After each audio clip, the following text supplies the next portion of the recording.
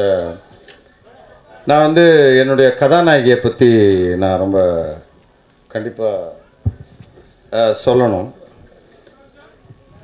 இந்த திரைப்படம் அவருடைய இசை அமைப்பு வரைக்கும் அந்த லெவலில் எட்டுது. அவருடைய இசையமைப்பு லெவலுக்கு இந்த படம் வருது அப்படின்னா அதற்கு மிகப்பெரிய காரணமாக நான் வந்து சுவாதி அவர்களை நினைக்கிறேன். அவங்க அதாவது இந்த ஊருடைய கலாச்சாரப்படி ஒரு நடிகையாக பரிணமிக்கிறாங்க. அப்போ அவங்கள வந்து முதல்ல பண்ணாத அவங்க சின்ன இந்த ஊருக்கு தகுந்த மாதிரி எக்ஸ்போஷர்னால் அந்த மாதிரிலாம் சும்மா இங்கே எல்லாருமே பழைய டான்ஸில் ஆடின மாதிரி தான், பெரிய பெரிய கதாநாயகர்கள்லாம் போட்ட காஸ்டியூம் மாதிரி தான்.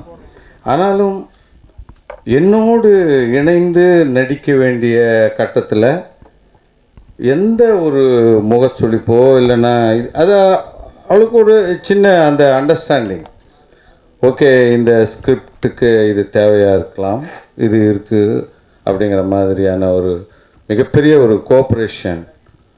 அவங்களோட இமேஜ், அவங்களோட அழகு, மிக நடிக்கிறதுல மிகச்சிறந்த ஒரு ரொம்ப, ஏன்னா சைல்டு ஆர்டிஸ்ட் இருந்து வர்றவங்க, அதனால் நல்ல ப்ராக்டிஸான ஒரு பர்ஃபார்ம் பண்ணுறக்கூடிய ஒரு அந்த என்னுடைய ஸ்கிரிப்டுக்கு ஒரு பெரிய ஹெல்ப்பாக இருந்தவங்க. அவங்களுக்கு என்னுடைய மிகப்பெரிய நன்றியை தெரிவிச்சுக்கிறேன். அப்புறம் வந்து மிக முக்கியமாக சுரேஷ், நிறைய பேருக்கு நான் நன்றி தெரிவிக்க வேண்டிய ஒரு கட்டாயத்தில் இருக்கிறேன்.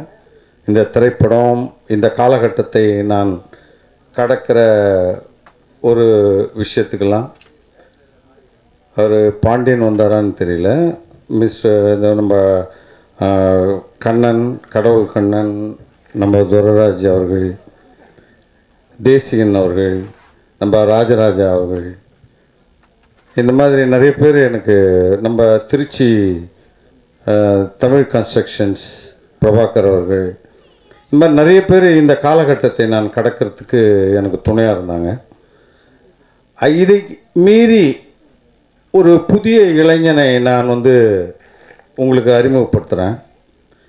இந்த இளைஞன் இன்னும் ஒரு 20 வருடங்களுக்கு பிறகு இங்கே ஒரு மிகச்சிறந்த தயாரிப்பாளராக, வெற்றி படங்களை தருகிற ஒரு தயாரிப்பாளராக, மிகப்பெரிய திரைப்படங்களை உருவாக்குகிற ஒரு தயாரிப்பாளராக எனக்கு தெரியுது.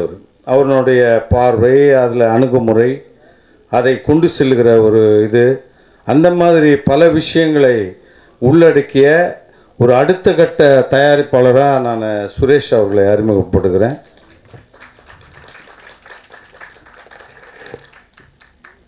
மற்றபடி எனக்கு துணையாக இருந்த பல பேர் இருக்காங்க. ஒரு ஜோஷியர் கண்ணன், இந்த மாதிரி நம்ம என்னுடைய நண்பர் சிட்டி பாபு, நம்ம என்னுடைய கேமராமேன் வசந்த், எடிட்டர் காஸ்ட்ரோ. ரொம்ப காஸ்ட்ரோவை பற்றி நான் ரொம்ப முக்கியமாக சொல்லணும். அது the film made on the table. இது டோட்டலாகவே அந்த ஃபிலிம் வந்து அந்த ஃபிலிம் ரிலீஸ் ஆன பிறகு அந்த ஃபிலிமோட மேக்கிங், அந்த ஃபிலிமோட ஸ்டைலு, அதை பற்றி மிகப்பெரிய விஷயமாக நம்ம பேச வேண்டியது இருக்குது. அது வந்து படத்தோடைய வெற்றிக்கு அப்புறம் அந்த விஷயங்களை பேசுகிறேன்.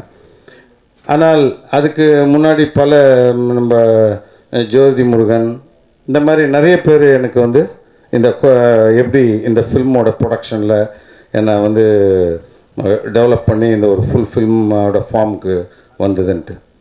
நன்றிங்க, வணக்கம்.